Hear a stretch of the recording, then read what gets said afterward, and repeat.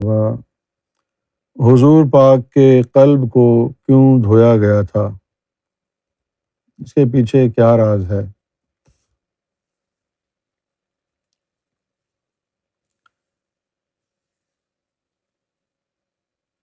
دیکھو بھائی، یہ جو سبزی وغیرہ ہوتی ہے، گوبھی، آلو، ہیں، لیٹس، گاجر، مولی، یہ ساری پاک چیزیں ہیں نا، لیکن ان کو ہم دھوتے ہیں بنانے سے پہلے۔ دنیا کی گرد مٹی وغیرہ لگ جاتی ہے، تو وہ جو گرد دنیا کی لگ گئی اس کو ہٹانا ہے۔ اسی طریقے سے نبی کریم صلی اللہ علیہ وسلم کے قلب کو دھویا اس لیے گیا تھا کہ اس دنیا میں آنے کے بعد یہاں اس دنیا کی آب و ہوا لگ گئی تھی نا، گرد تو لگ گئی تھی نا اس دنیا کی، تو اس گرد کو تو ہٹانا تھا نا۔ فی نفس ہی قلب تو یعنی طاہر ہی طاہر ہے، لیکن اس کے اطراف میں اس دنیا میں آنے کی وجہ سے گرد تو لگ گئی تھی نا، اس گرد کو تو ہٹانا ہے نا۔ اچھا، ایک بات ہوتی ہے حقیقت پسندی پر مبنی، اور ایک ہوتی ہے پاکستانی مینٹالٹی، ہے نا۔ ایک تو ہوتی ہے حقیقت پسندی، ایک ہوتا ہے پاکستانی اسلام۔ پاکستانی اسلام یہ ہے کہ بھئی حضور پاک صلی اللہ علیہ وسلم پاک ہیں، بے شک پاک ہیں، اس میں کوئی شک نہیں ہے نا، لیکن معاذ اللہ ثم معاذ اللہ، وہاں پر مکے میں رہتے ہیں، مٹی اڑ رہی ہے، دھول اڑ رہی ہے، پسینے آ رہے ہیں، ہے نا۔ تو اگر بی بی عائشہ کہہ دیں کہ یا رسول اللہ اتنی مٹی دھول اڑ رہی ہے، اتنے پسینے آئے ہیں، تو آپ غسل فرما لیں، نہا لیں، صاف ستھرے ہو جائیں، اور آپ کہیں ہیں حضور پاک کو کوئی گند کیسے لگ سکتا ہے؟ یہ ہے پاکستانی اسلام، حقیقت پسندی پر مبنی نہیں ہے یہ۔ اب وضو میں بہت ساری چیزیں ہیں نا جو آپ کہتے ہیں کہ جی یہ سنت ہے، یہ سنت ہے، اس کا مطلب کیا کہ حضور نے بھی وضو کیا، تو حضور نے وضو کیوں کیا؟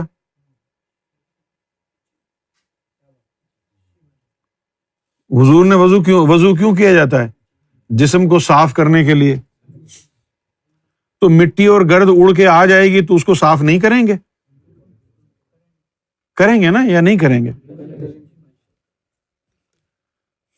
اب یہ کہیں کہ بھئی حضور کو تو غسل کی ضرورت ہی نہیں، تو آپ تو ہمیشہ پاک ہی پاک ہے، تو اب اس کو کیا کہیں سوائے اس کے کہ یہ پاکستانی اسلام ہے۔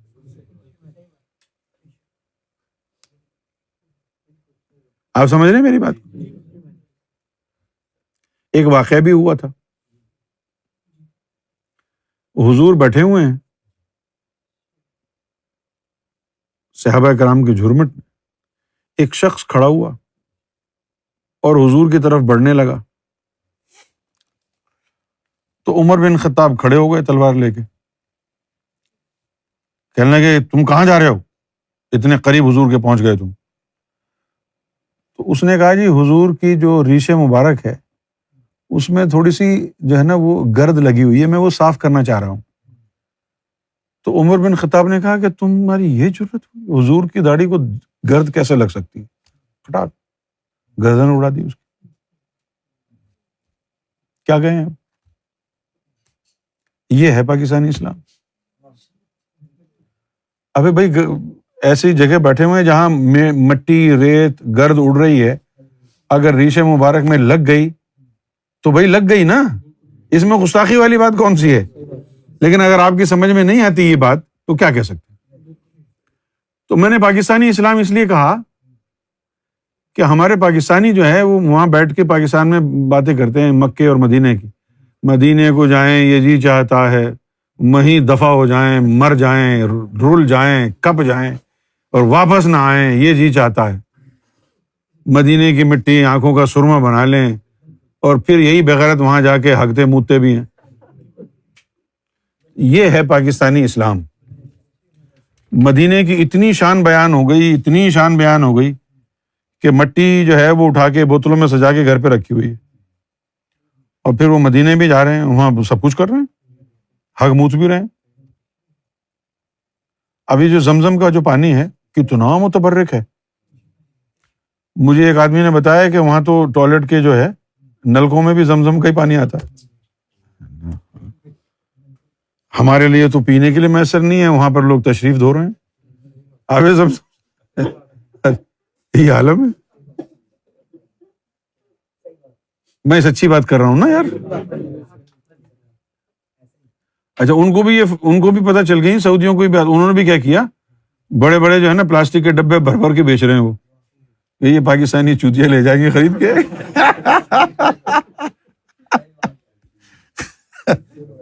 ابے زمزم کا پانی پینے سے کیا ہو جائے گا؟ ہے کیا ہو جائے گا؟ تو مومن بن جائے گا زمزم کا پانی پی کے. یوں دو قطرے ڈالتے ہیں لا کے، وہ جو چاٹو اس کو، کھڑے ہو کر کے پیو زمزم کا پانی. اللہ اکبر. زمزم کا پانی پی کے بھی حرامی ہی رہا. ان چیزوں سے نکل آؤ باہر. اصلی اسلام اپناؤ، اللہ کے رسول کا اسلام. یہ پاکستانی اسلام میں کچھ نہیں رکھا. اللہ کے رسول کا اسلام اپناؤ. زمزم کے پانی قطرے منہ پہ لگا رہے ہیں ادھر ادھر. کیا ہے یہ؟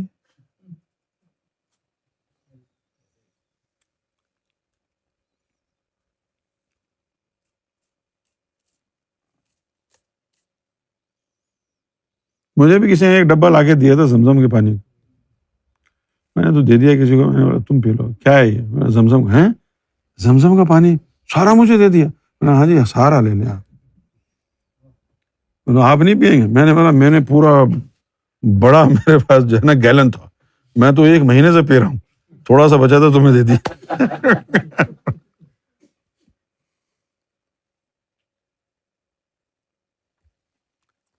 اب کوئی کہہ دے گا کہ یہ آب زمزم کی شان میں گستاخی ہو گئی ہے، اور اس وقت نہیں ہوتی جب تشریف دھوتے ہیں. یہ آب زمزم کی شان میں گستاخی.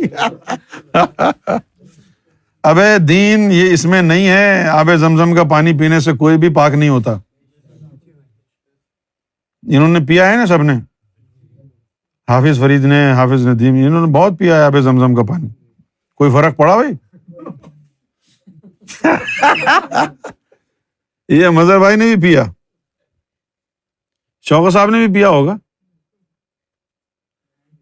ہیں آب زمزم کے پانی سے؟ کیا بات ہے. یہ پانی، یہ دنیا اللہ نے بنائی، اس کو کوئی کرامت نہیں کہتا. وہ اسماعیل علیہ السلام نے پاؤں رگڑے، وہاں سے پانی نکل گیا، وہ پانی بہتر ہے سب سے. وہ جو اللہ نے بنایا تھا اس کی کوئی وقت ہی نہیں. اللہ نے جو اتنے سیارے بنائے، اتنے سمندر بنائے، پانی بنایا، اس پانی کی کوئی اہمیت نہیں جو اللہ نے بنایا. وہ اسماعیل علیہ السلام نے جو رگڑا مارا، ادھر پانی نکلا. او ہو یہ ہے پانی تو یار، یہ ہے سالا، اس کو پیو، پتہ نہیں کیا ہو جائے گا پی کے.